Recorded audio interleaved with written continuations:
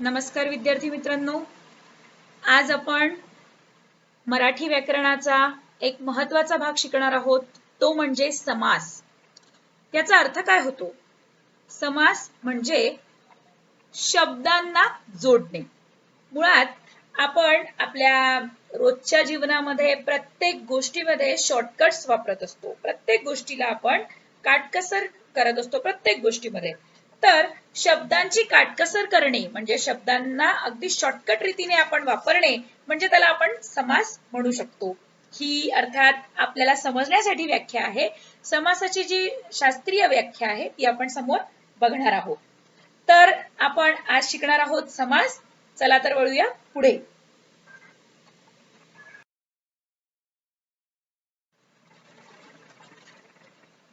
या ठिकाणी आपण बघू शकतो समास लिहिलेला आहे. आपण आधी समास म्हणजे काय हे जाणून घेऊया. समास म्हणजे काय? शब्दांच्या एकत्रीकरणाला समास म्हणतात. किती सोपं आहे. अगदी जे आपण मोठे मोठे शब्द बोलत असतो त्याला ते वेगवेगळे न बोलता आपण त्याला अगदी शॉर्ट मध्ये बोलणं म्हणजे समास. शॉर्टकट वापरणं, प्रत्येक गोष्टीत आपण शॉर्टकट वापरत असतो. तुम्ही तुमच्या मोबाईल मध्ये जेव्हा लिहत असता तेव्हा अगदी आपण इंग्लिश मध्ये सॉरीचं स्पेलिंग पूर्ण न लिहिता त्याला अगदी छोटंसं लिहितो. तशाच जसे आपण शॉर्टकट त्याच्यासाठी वापरतो तसेच शॉर्टकट आपण मराठीत देखील वापरत असतो. म्हणजे बटाटे घालून तयार केलेला वडा हा मोठा शब्द न वापरता आपण याच्यासाठी वापरत असतो. कोणता शब्द वापरतो यासाठी? आपण वापरतो बटाटे वडा. अगदी सोपा शब्द वापरतो इतकं न बोलता. पोळीसाठी पाट एवढं न म्हणता पोळपाट असं सहज आपण म्हणून देतो.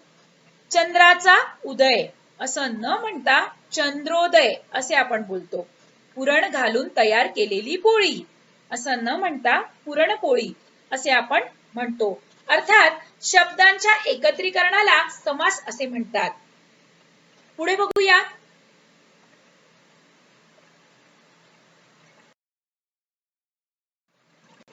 आता आपण समासाची अगदी छोटीशी व्याख्या बघितली की शब्दांचं एकत्रीकरण म्हणजे समास आणि त्याचे काही उदाहरणं बघितले की शब्दांना एकत्र कसा जोडल्या जातात. इथे आपण काही वाक्य बघूया की वाक्यांमध्ये हे शब्द कसे वापरतात. समास. खालील वाक्ये वाचून त्यातील अधोरेखित शब्दांची वैशिष्ट्ये लक्षात घ्या. सैनिक सीमेवर पहारा करताना प्रतिक्षण सतर्क असतात. प्रतिक्षण या ठिकाणी अंडरलाईन केलेलं आहे, आपण बघूया. दुसरं वाक्य दिलंय, त्याने आपले तन मन धन राष्ट्रार्पण केले. तिसरं वाक्य आहे, सत्सत विवेक बुद्धी असणारी व्यक्ती योग्यतेचा विचार करतेच. लंबोदराला मोदक प्रिय आहेत. या ठिकाणी प्रतिक्षण, राष्ट्रार्पण, योग्यतेचा, लंबोदराला असे हे जे काही शब्द आहेत या ठिकाणी आपण बघू शकतो की हे सगळे शब्द जे आहेत यामध्ये दोन शब्दांचा आपल्याला जोड दिसते किंवा जोडलेले दिसत आहेत किंवा दोन शब्दांचं एकत्रीकरण या ठिकाणी आपल्याला दिसत आहे. प्रतिक्षण आता तुम्हाला इथे दिलंय, कृतीच दिली आहे बघा. अधोरेखित शब्दांमध्ये दडलेले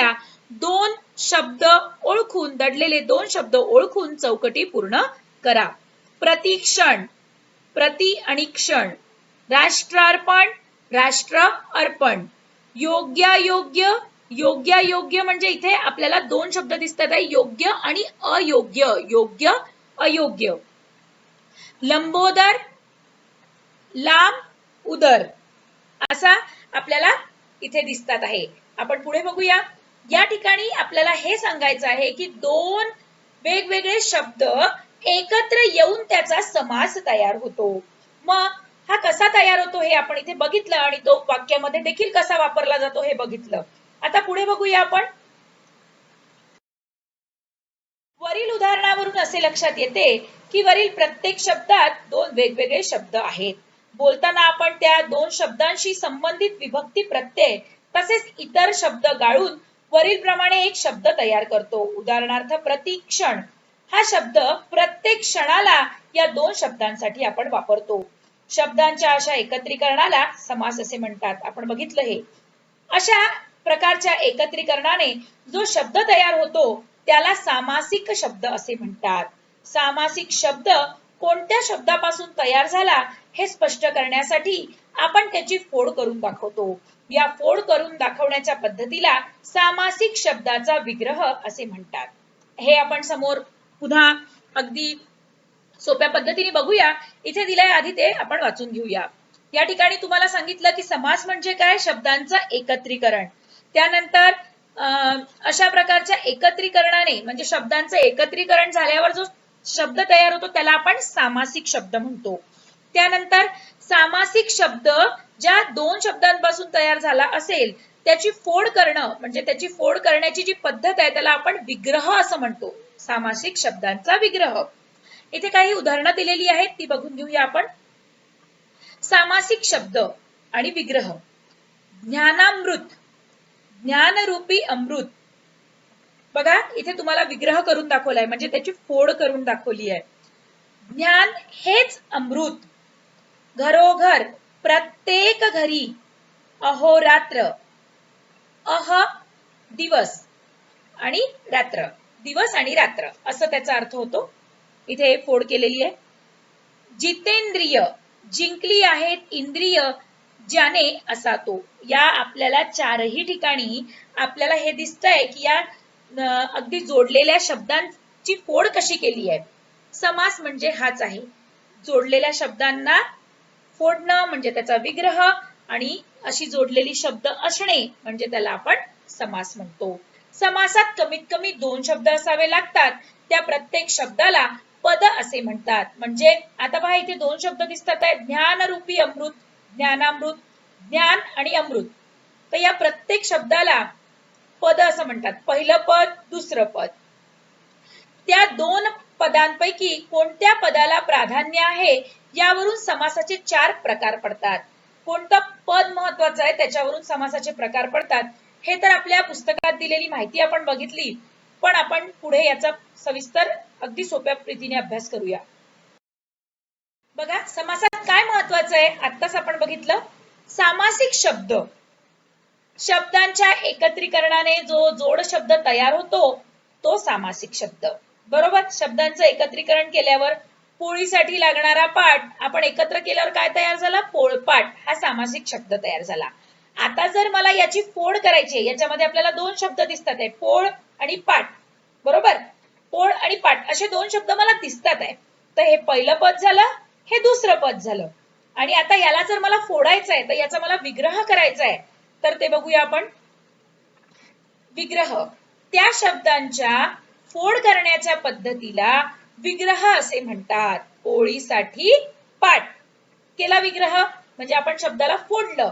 आणि आपण अगदी वापरताना असंच वापरतो की पोळपाट, पण त्याचा फोड करायची असेल, विग्रह करायचा असेल तर तो या पद्धतीने करावा लागतो. म्हणजे समासात काय महत्वाचं आहे, सामासिक शब्द आणि त्याचा विग्रह. या 2 गोष्टी सगळ्यात महत्वाच्या आहे. आतापर्यंत तुम्हाला काय काय बघितलं तुम्ही. समास म्हणजे काय, शब्दांचं एकत्रीकरण. सामासिक शब्द म्हणजे कोणता, जो शब्दांच्या एकत्रीकरणाने तयार झालाय. विग्रह म्हणजे काय, तर शब्दाचा फोड करण्याच्या पद्धतीला आपण विग्रह असे म्हणतो. पुढे बघूया. आता या समासाला किती मुलं आहेत, याचे प्रकार कोणते आहेत, अर्थात याचे प्रकार जाणून घेऊया. समासाचे प्रकार. समासाला 4 मुलं आहेत, 1, 2, 3, 4. आपण नाव बघूया यांचे. अव्ययीभाव समास, पहिला मोठा मुलगा अव्ययीभाव समास. दुसरा आहे तत्पुरुष समास. तिसरा आहे द्वंद्व समास आणि चौथा आहे बहुव्रीही समास. हे समासाचे 4 मुख्य प्रकार आहे. हे आपल्याला लक्षात ठेवायचे आहे. आपण पुढे बघूया. आता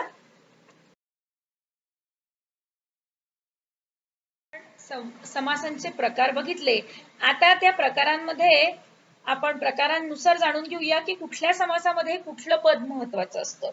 ते आपण या छोट्याशा या ठिकाणी दिलेल्या चित्रानुसार ते आपण समजून घेऊया.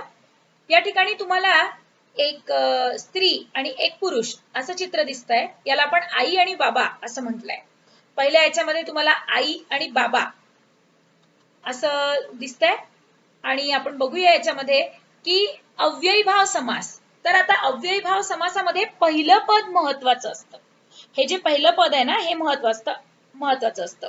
पहिलं पद महत्वाचं म्हणजे या ठिकाणी आई नोकरी करते, आईच्या हातात सगळं होल्ड आईच्या हातात आहे घराचा, त्याच्यामुळे हे आई हेड आहे, म्हणजे आई महत्वाची आहे, पहिलं पद महत्वाचं आहे, आई महत्वाची आहे, म्हणून हा झाला अव्ययीभाव समास. आता दुसऱ्या समासामध्ये आपण बघू शकतो दुसरं पद महत्वाचं आहे. या समासामध्ये बाबा नोकरी करतात, संपूर्ण कुटुंबाची जबाबदारी बाबांच्या खांद्यावर आहे, सगळं काही बाबा हँडल करतात, संपूर्ण होल्ड घराचा ताबा बाबांच्या हातात असल्यामुळे दुसरं पद महत्वाचं म्हणजे तत्पुरुष समास. पहिलं पद महत्वाचं कोणता समास? अव्ययीभाव. जिथे आई जॉब करते, आईच्या हातात सगळं आहे, तो अव्ययीभाव समास. जिथे बाबांच्या हातात म्हणजे दुसऱ्या पदाच्या हातात बाबांच्या हातात सगळं आहे ते झालं तत्पुरुष समास. त्यानंतर आपण तिसऱ्या समासाकडे वळूया, द्वंद्व समास. या ठिकाणी आई आणि बाबा, सध्या आपण बघतो सगळीकडे स्त्री पुरुष दोघंही बरोबरीने खांद्याला खांदा मिळून काम करत असतात, त्यामुळे दोघांच्या कमाईवर घर चालतात, दोनही पदे महत्वाची आहेत, म्हणून या ठिकाणी आई आणि बाबा दोघंही नोकरी करतात, दोघांच्याही भरोशावर घर चालतं, म्हणून हे आई बाबा दोघं महत्वाचे, दोन्ही पद महत्वाचे. कोणता समास आहे? द्वंद्व समास. आता या ठिकाणी आई पण नोकरी नाही करत आणि बाबा पण नोकरी नाही करत, दोन्ही पद महत्वाची नाही आहे, कारण आई बाबा नोकरी करत नाही तर सगळं काही त्यांच्या आजी आजोबांनी कमवलेल्या त्यांच्या इस्टेटीवर सगळं चाललंय, त्यामुळे हे जे आहे हे उदाहरण आहे बहुव्रीही समासाचं. या ठिकाणी आपण चार गोष्टींद्वारे आपण अगदी सोप्या पद्धतीने समजावून घेऊया, पुन्हा एकदा बघूया. पहिलं पद महत्वाचं, आई नोकरी करते, अव्ययीभाव समास. तत्पुरुष मध्ये बाबा नोकरी करतात, दुसरं पद महत्वाचं. द्वंद्व समासामध्ये दोघंही नोकरी करतात, म्हणून दोघंही महत्वाचे. त्यानंतर बहुव्रीही समासामध्ये आई आणि बाबा दोघंही कमवत नाही, त्यामुळे दोन्ही महत्वाचे नाही. या ठिकाणी आपण चारही समासांची तोंड ओळख करून घेतली आहे, पण आजचा आपला मुख्य भाग आहे अव्ययीभाव समास. वळूया पुढे.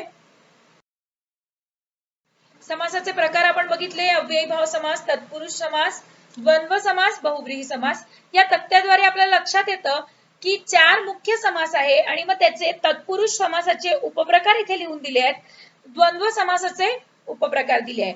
जेव्हा आपण तत्पुरुष समास शिकू त्याचे हे प्रकार आपण समोर शिकणार आहोत आणि द्वंद्व समासाचे पुढे शिकणार आहोत. तर आता आपल्याला काय हवंय? आता आपल्याला फक्त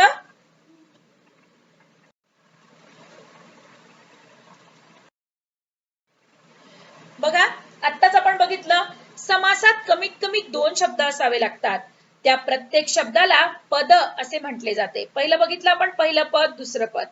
त्या दोन पदांपैकी कोणत्या पदाला प्राधान्य आहे यावरून समासाचे चार प्रकार पडतात. आत्ताच आपण चारही प्रकार बघितले. पहिले पद प्रधान म्हणजे आई जिथे नोकरी करते सगळा होल्ड आईच्या हातात असतो, तो अव्ययीभाव समास. त्यानंतर दुसरे पद प्रधान आहे म्हणजे दुसरं पद महत्वाचं आहे म्हणजे तत्पुरुष समास. या ठिकाणी आपण सांगितलं होतं की दुसरं पद बाबांच्या हातात सगळं असतं. दोन्ही पदाचे महत्व, द्वंद्व समास, आई बाबा दोघंही नोकरी करतात. दोन्ही पदातून तिसऱ्याच पदाचा बोध होतो म्हणजे दोनही पद महत्वाची नाही, असा बहुव्रीही समास. याचे काही उदाहरणं दिली आहेत, आपण बघू शकतो. प्रतिदिन, इथे पहिलं पद महत्वाचं आहे, दिवसेंदिवस पहिलं पद महत्वाचं आहे, दुसरं पद महत्वाचं सूर्योदय, अनपेक्षित. त्यानंतर दोन्ही पदे प्रधान, खरे खोटे, भाजीपाला, दोन्ही पद महत्वाची आहे. बहुव्रीही समासात दोन्ही पद महत्वाची नसतात, अथांग, सनाथ. आपण बघू शकतो ही उदाहरणे आपल्याला दिली आहेत. आपण या प्रत्येकाचा अभ्यास अगदी सखोल करणार आहोत, पण आज अव्ययीभाव समास बघूया पुढे. बघा, अव्ययीभाव समास. आता हा अव्यय म्हणजे काय? तर अव्यय म्हणजे जे कधीच बदलत नाही, कोणत्याही लिंगात, कोणत्याही वचनात, कोणत्याही विभक्तीत कधीही जे बदलत नाही ते अव्यय. स्त्री पुरुष सगळ्यांसाठी सारखे असतात, सगळ्या काळांमध्ये सारखे असतात, असे ते अव्यय. अव्यय जिथे बदल नाही. आता या अव्ययीभाव समासामध्ये पहिलं पद महत्वाचं असतं. आपण बघितलं आई नोकरी करणारी आहे, बघा या ठिकाणी ही आई उभी आहे हात जोडून, ती नोकरी करणारी आहे आणि आपण बघू शकतो की सगळा ताबा आईच्या हातात आहे. तर आधी आपण याची व्याख्या, शास्त्रीय व्याख्या आपण समजून घेऊया. जेव्हा समासात पहिले पद अव्यय असून ते महत्वाचे असते व या सामासिक शब्दांचा वापर क्रियाविशेषण अव्ययांसारखा केला जातो तेव्हा तो अव्ययीभाव समास होतो. बघा, जेव्हा समासात पहिले पद म्हणजे पहिलं पद, पहिल्या नंबरचं जे पद आहे, पहिलं पद, या ठिकाणी पहिलं पद आई आहे. म्हणजे आपण अगदी समजायसाठी, हे आई बाबा हे याचं उदाहरण नाही आहे, हे तुम्हाला समजायसाठी इथे टाकलेलं आहे. तर पहिलं पद अव्यय, पहिलं पद अव्यय म्हणजे काय, तर जे कोणत्याच याच्यात बदलत नाही. जसं प्रति हा शब्द जर आपण घेतला तर प्रति हा शब्द अव्यय आहे, कारण तो बदलत नाही, म्हणून आपण त्याला अव्यय म्हणू शकतो. तर असून ते महत्वाचे असते, या सामासिक शब्दांचा वापर क्रियाविशेषण अव्ययांसारखा केला जातो. क्रियाविशेषण अव्यय हा शब्द आला इथे. आता तुम्हाला अव्यय म्हणजे तर कळलं की जे कधीच बदलत नाही. मग आता क्रियाविशेषण अव्यय म्हणजे काय, तर क्रियेविषयी विशेष माहिती देणारा जो शब्द असतो त्याला आपण क्रियाविशेषण अव्यय म्हणतात. बघा, अगदी उदाहरण म्हणून सांगते क्रियाविशेषणाचं, की तो वेगाने चालत जातो. चालणे, चालतो, चालणे ही क्रिया आहे आणि वेगाने हे त्याचं क्रियेचं विशेष माहिती सांगितली आहे. तो वेगाने चालत जातो म्हणजे चालण्याची क्रिया कशी होते, वेगाने. तर आपल्याला या ठिकाणी क्रियाविशेषण अव्यय कळलं, पण आता अव्ययीभाव समास हे उदाहरणाद्वारे अगदी आपल्याला लगेच कळणार आहेत. ही फक्त शास्त्रीय माहिती आहे जी आपल्याला माहिती असावी म्हणून आपण अगदी इथे टाकलेली आहे. पण याला समजायला अगदी सोप्या पद्धतीने म्हणजे उदाहरणं घ्यायचे आणि ते सोडवून बघायचे, तेव्हाच आपल्याला ते अगदी सोप्या पद्धतीने समजतात. पुढे बघूया. आपण शास्त्रीय माहिती म्हणजे व्याख्या आपण समजून घेतली, पण आता आपण उदाहरणाद्वारे समजून घेऊया की अव्ययीभाव समास कसा असतो. आता यथाशक्ती, पहिलं उदाहरण आपल्या समोर आहे यथाशक्ती. तर या ठिकाणी दोन शब्द आहे हे तर नक्की, कारण दोन शब्दांशिवाय समास होऊ शकत नाही हे आपल्याला माहिती आहे. पूर्वपद दिलंय, पूर्वपद म्हणजे पहिलं पद दुसरं पद असं घेऊया. तर या ठिकाणी आधी या शब्दाला फोड करायचा आहे. आपल्याला करायचं काय आहे, दोन शब्द याच्यातले वेगळे काढायचे. यथा काढलं इकडे मी आणि शक्ती या बॉक्स मध्ये लिहिलं. आता मला कळलं याच्यामधलं पहिला शब्द यथा हे अव्यय आहे. अव्यय आपल्याला ओळखायचं आहे, कारण अव्यय हा कोणत्याही याच्यामध्ये बदलत नाही आणि शब्दाची फोड करूनही आपल्याला कळतं की यथा हा शब्द महत्वाचा आहे. यथा आणि शक्ती, तर शक्तीप्रमाणे असा याचा आपल्याला विग्रह करायचा आहे. पण आधी आपण दोन शब्द ओळखूया. यथा शक्ती, कोणतं पद महत्वाचं आहे, पहिलं पद, म्हणून मी त्याला राईट केलं आणि याला क्रॉस केलं, कारण हे महत्वाचं नाहीये असं. तर यथा, आता याचा जेव्हा आपण विग्रह करतो तेव्हा शक्यतोवर हा विग्रह करत असताना प्र हा शब्द वापरला जातो. अव्ययीभाव समासाचा 90% उदाहरण हे प्र वापरून त्याचा विग्रह केला जातो. अगदी 90%. याला आपल्याला अपवाद आहेत, ते पण सांगणार आहे मी. तर बघा, यथाशक्ती, आता याचं कसं करायचं, शक्तीप्रमाणे, यथाशक्ती शक्तीप्रमाणे असं करायचंय. झालं, मिळाले मार्क्स. जर तुम्ही यथाशक्ती दिलाय त्याच्यातले, तुम्हाला हे एवढं सगळं हे फक्त समजवायसाठी आहे. तुम्हाला फक्त त्याचा इथे सामासिक शब्द दिलाय यथाशक्ती आणि तुम्हाला त्याचा विग्रह करायचा शक्तीप्रमाणे, किंवा तुम्हाला ओळखायला पण येऊ शकतात यथाशक्ती हा कुठला समास आहे, तर लिहायचा अव्ययीभाव समास. त्यानंतर दुसरं उदाहरण आहे आजन्म. आता या ठिकाणी आ हा उपसर्ग आहे. मी तुम्हाला सांगितलं उपसर्गाचा अर्थ होतो की धातूंच्या समोर उपसर्ग लावले, कोणत्याही शब्दाच्या समोर जेव्हा आपण उपसर्ग लावतो तेव्हा त्याचा अर्थ बदलतो. आ जन्म, नुसता जन्म असता तर त्याच्या समोर आता आ लागलाय. जन्म म्हणजे आपल्याला माहितीये जन्म या शब्दाचा अर्थ, पण आता त्याच्या समोर आ हा लागलाय, तर या आचा अर्थ काय होतो, तर याचा पहिले आपण पुन्हा फोड करू. पहिलं पद महत्वाचं आहे कारण उपसर्ग लागलाय आणि उपसर्ग हे अव्ययांसारखेच असतात. तर आता याचा आपल्याला विग्रह जो झालाय तो जन्मापासून, आ जन्म जन्मापासून असा अर्थ झालेला आहे. असं तुम्ही फक्त एवढा विग्रह करून असा लिहिला तर तुम्हाला पूर्ण मार्क्स मिळणार आहेत. प्रतिक्षण, आता पुन्हा आलं, प्रति म्हणजे प्रत्येक, क्षण प्रत्येक क्षणाला. असं मी आत्ताच सांगितलं की फक्त हा जो होता हा अपवाद होता. बघा, आजन्म याच्यामध्ये प्रत्येक प्र या शब्दांनी त्याचा विग्रह नाही झालाय, पण बाकी शक्तीप्रमाणे, प्रत्येक क्षणाला, प्रत्येक दिवशी, म्हणजे प्रत्येक प्रत्येक प्रत्येक किंवा प्र प्र प्र प्रमाणे प्रत्येक असं काहीतरी या ठिकाणी येतो आणि त्याचा विग्रह हा प्रमाणे किंवा प्रत्येकनी होतो. प प्र यानी होतो, म्हणजे तो अव्ययीभाव समास आहे. बघूया पुढे. पुन्हा इथे आपण काही उदाहरणं बघूया. बघा, तुम्हाला इथे लगेचच कळतील. शब्द आहेत दर डोळी. दर डोळी, प्रत्येक डोळीला, डोळीला म्हणजे माणसाला, प्रत्येक, पुन्हा प्र आला म्हणजे हा कोणता समास आहे? अव्ययीभाव समास. यथा प्रमाण, यथा म्हणजे पुन्हा हा यथा शब्द, यथा शब्द आपण बघितला, यथा शब्द आलाय म्हणजे हा कोणता आहे? अव्ययीभाव समास. याचा फोड करत असताना प्रमाणाप्रमाणे, प्रमाण यथा, प्रमाण आणि यथा हे दोन शब्द आहेत. यथा प्रमाण, प्रमाणाप्रमाणे, बरोबर. पुन्हा प्र प्र आला म्हणजे हा अव्ययीभाव समास. घरोघरी, प्रत्येक घरी आला प्र. यथोचित, योग्यतेप्रमाणे, प्र आला पुन्हा. ठाई ठाई, प्रत्येक ठिकाणी, प्रतिवर्षी, प्रत्येक वर्षी. या ठिकाणी आपण समजून घेतलं की अव्ययीभाव समास कसा ओळखायचा. तर शक्यतोवर त्याला जेव्हा आपण फोडतो तेव्हा त्याचा विग्रह करतो तेव्हा तो प्र ने होतो. दर डोळी आहे तर प्रत्येक डोळीला, असा 90% समासाचा, अव्ययीभाव समासाचे 90% विग्रह प्र, प्रमाणे किंवा प्रत्येक याने होतात. पण काही याला अपवाद आहेत, ते पण आपण बघितलं. आजन्म, आमरण असे काही शब्द आहेत. गैरहजर याचे जे विग्रह आहेत ते असे होत नाही. तर या ठिकाणी अव्ययीभाव समासामध्ये जर तुम्हाला काही अडचणी असतील तर त्या विचारायच्या आहेत. ज्या पण अडचणी आल्या त्या तुम्ही कमेंट बॉक्स मध्ये लिहून पाठवा किंवा मेसेजेस करून पाठवा, म्हणजे तुमच्या अडचणी आपण दूर करूया. मुळात अव्ययीभाव समास पहिलं पद महत्वाचं. दोन शब्द दिले, त्याला फोडून बघायचं, दोन शब्दांना वेगळं करायचं, दोन शब्दांचा डिवॉर्स करायचा. डिवॉर्स करायचा म्हणजे माहिती आहे, दोन शब्दांना आधी फोडायचं. जसं दर आणि डोळी आहे, तर दर बाजूला करायचा, डोळी बाजूला करायचा. त्याच्यातला कोणतं पद महत्वाचं आहे, याला 1 नंबर द्यायचं, याला 2 नंबर द्यायचं. पहिलं पद दर हा महत्वाचा आहे. डोळी म्हणजे माणसाला, प्रत्येक म्हणजे माणसाला, पण माणसाबद्दल काय सांगितलंय विशेष? प्रत्येक माणसाला, प्रत्येक माणसाला. आणि आपण बघितलं की हे विशेष सांगितलंय की माणसाला तर प्रत्येक माणसाला, ही विशेष माहिती दिली आहे. क्रियाविशेषणासारखं काम करतंय.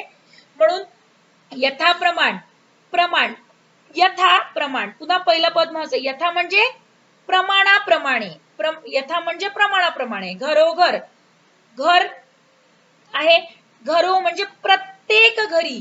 यथो पुन्हा आला, यथा, यथो हे अशा प्रकारचे शब्द. म्हणजे पूर्ण आपण जर विचार केला तर काही यांचे ठराविक शब्द ठरलेले असतात आणि त्याच्यानुसार आपल्याला अगदी सोप्या पद्धतीने ओळखता येतो. तुमच्या 12वीच्या पुस्तकामधले सगळे आपण या ठिकाणी समास, अव्ययीभाव समास शक्यतोवर घेतलेच आहे, त्याच्यामुळे याच्यातला एकही मार्क तुमचा जाणार नाही असा आपण या ठिकाणी अभ्यास करून घेतो आहे. आणि या सगळ्यांचा अर्थ तुम्हाला कळला पाहिजे म्हणून आपण हे केलं आहे. हे उदाहरण तुमच्या पुस्तकातले आहे, पुस्तकात बघा आणि हे आपल्या वहीत उतरवून घ्या. आणि याचा सराव म्हणून अजून तुम्हाला 8वी, 9वी, 10वीच्या पुस्तकांमध्ये काही उदाहरणं दिसत असतील, कोणाजवळ असतील पुस्तकं, तर शोधून त्याचा संग्रह करा आणि अव्ययीभाव समासांचे जास्तीत जास्त उदाहरण शोधून सोडवण्याचा प्रयत्न करा. काही अडचणी आल्या तर नक्की संपर्क साधा.